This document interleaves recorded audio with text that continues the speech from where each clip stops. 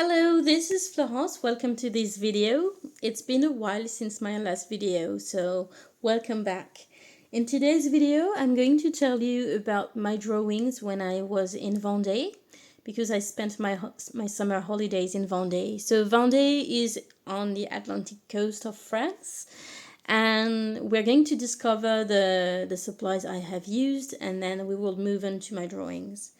So as far as pens and pencils are concerned, I have used a pencil.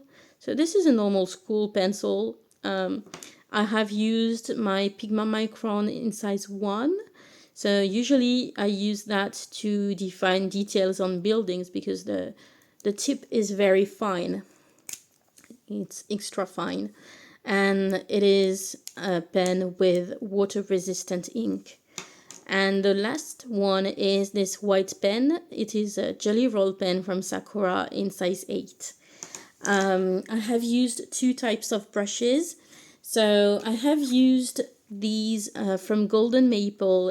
It's a set of travel brushes that I found on Amazon. And they are nice brushes, but I realized that I don't really like using these brushes in outdoor painting, and I will explain why. But here, these are round brushes. There is a size 4, a size 8, and a size 12. And I have used my set of water brushes from Pentel. So here there's a small, a medium, and a large. And actually, I really prefer using these when I'm painting outside. It took me a few times to really find that in reality, I don't really like using that outside, and I much prefer these. So there are a few reasons. First, I always have problems with my cup of water. And here you don't need any cup because the water is already in there.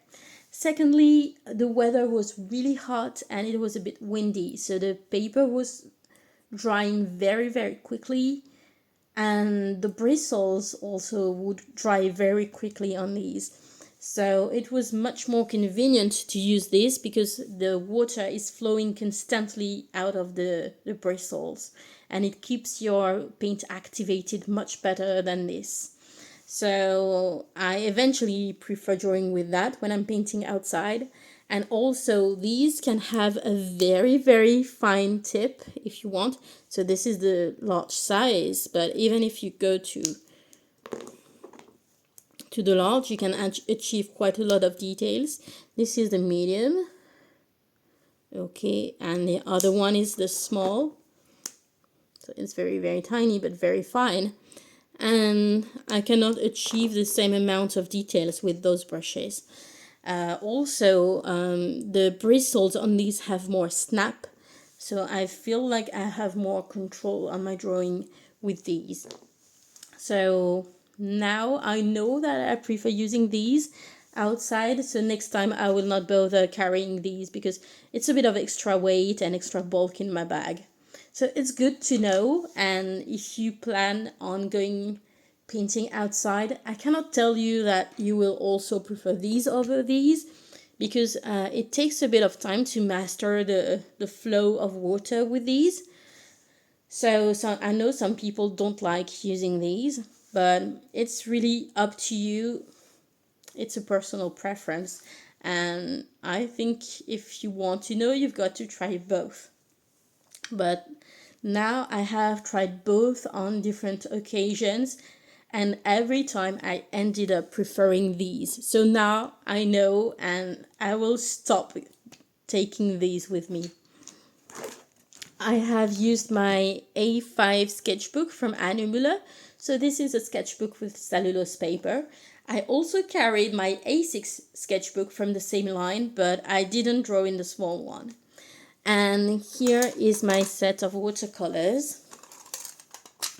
So here I have replaced this small half pan because I used to have a half pan with metallic gold, and I knew I would not need metallic gold in Vendée because there are no gilded monuments. So it was the occasion to try a pigment that I really wanted to try. So this is Potter's Pink from Winsor & Newton. So I'm going to show you in detail the names of the paints that are in here because they are swatched at the end of the sketchbook. So all of these on this page are from Daniel Smith. I have used all of these colors during my paintings except from Indanthrone Blue. And on the second page, this one was removed because it was replaced by this one in my palette. Okay, so I didn't have this one. And I have not used Quinacridone Violet from Daniel Smith. In this page, most of the paints are from Daniel Smith, except this one, which is from Winsor & Newton. Perylene Violet is from Schminke. And these two are from Roman Schmoll. So let's discover my paintings. Keep in mind that I'm not a professional artist. I started drawing and painting 2 years ago, okay? So it's far from being perfect. So this is my first drawing. I was in Bretignolles-sur-Mer. So this is the city where I have spent all my summer holidays since I was born.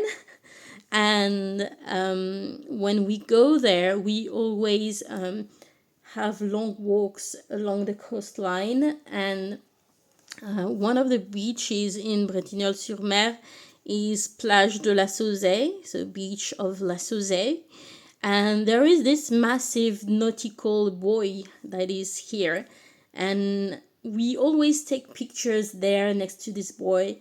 And since now I'm drawing, I wanted to try to draw this place. And they have built a new little cafe on the sand. So I thought it was a nice scene with the little light bulbs and things like that.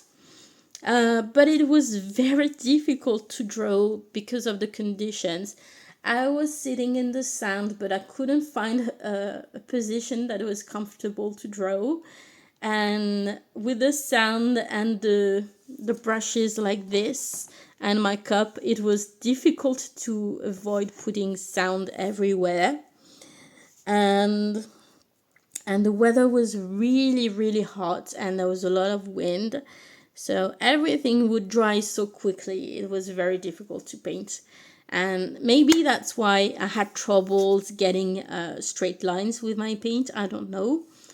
And another thing that I noticed with the sketchbook is that when you're painting on the right page, it's always fine.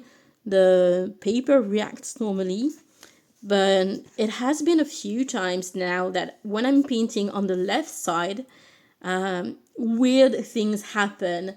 Sometimes there are areas that react as if the paper was water repellent, which is clearly an issue when you use watercolor. So I had a bit of that, especially on the side here. And I don't really know why, because normally you're supposed to be able to paint on either side of the paper in this sketchbook. So I don't know.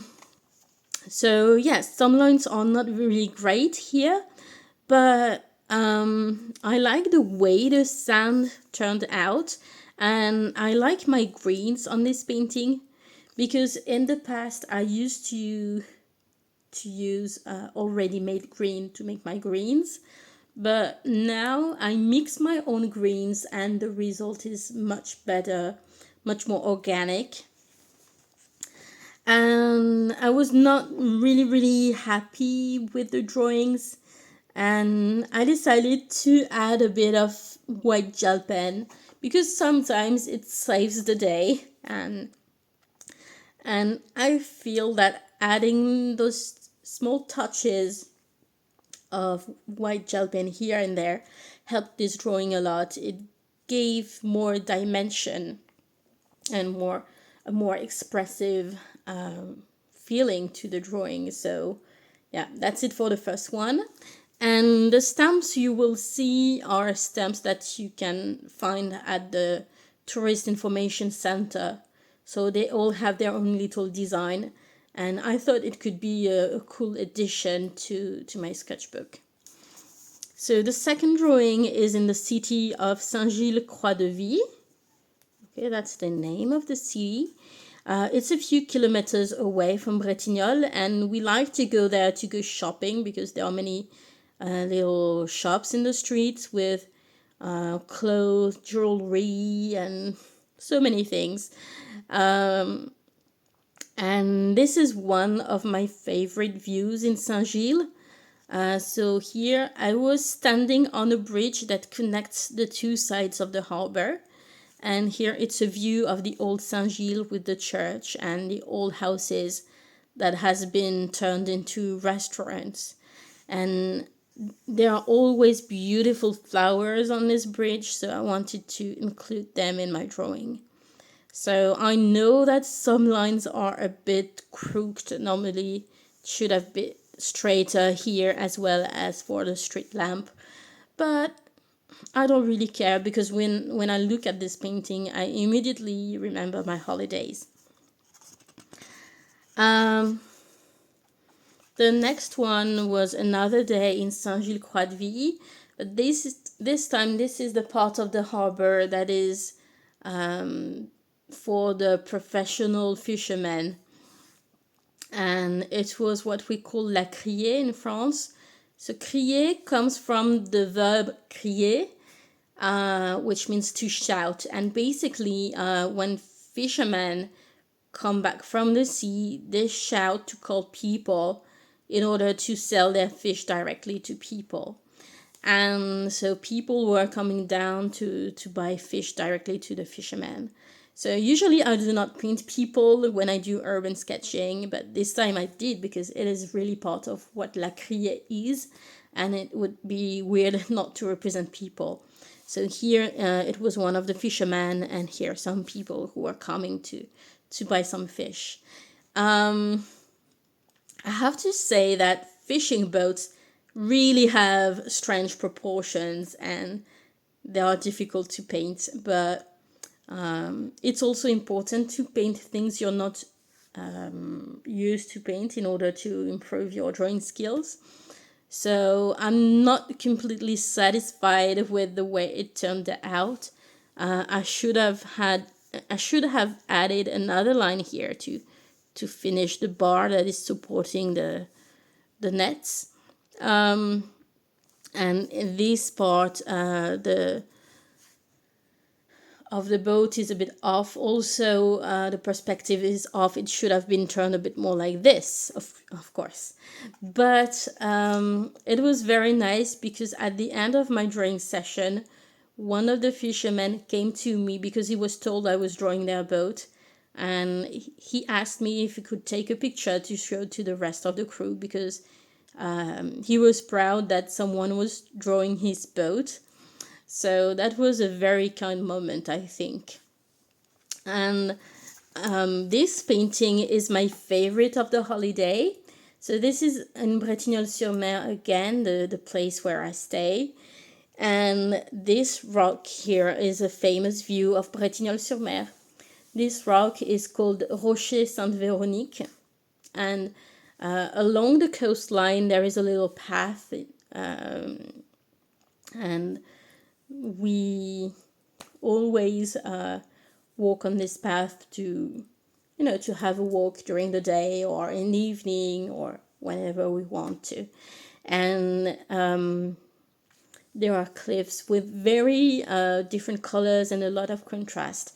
So it's a very interesting view to paint, I think, because there is this big shape with the Rocher Sainte-Véronique, and then there are all those cliffs with all the different colors, and you have the ocean that is coming on the rocks, and you've got the city of Bretignolles-sur-Mer in the background.